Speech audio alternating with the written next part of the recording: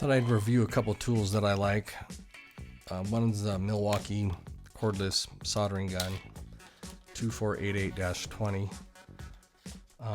I've seen some bad reviews on these. I don't know if they're previous models or not. The one I've bought seems to be working pretty well. I like to use it on when we do awning repairs. There's a lot of electric awnings on RVs now. Sometimes those wires get destroyed up at the top and there's no slack in the wall to repair the wire, so you have to solder it and heat shrink it. So this is also the Ryobi P3150 heat gun, and the heat gun works good for heat shrink. I don't use it for much else.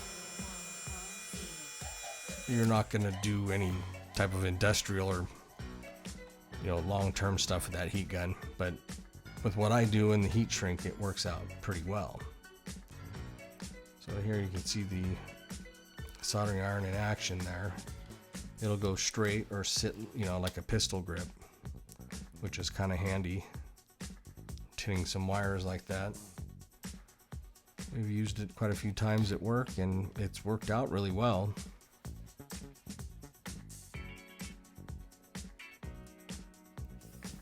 I actually have two of those heat guns. I keep one at home and one at work.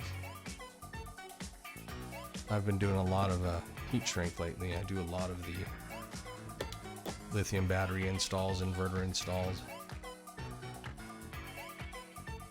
So you can see here, this will flash green when it's ready. The green light goes solid.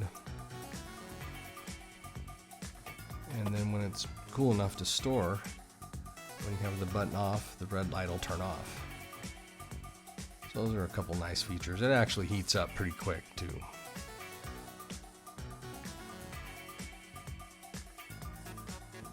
So if there's a soldering gun, heat gun that you like to use, let me know in the comments.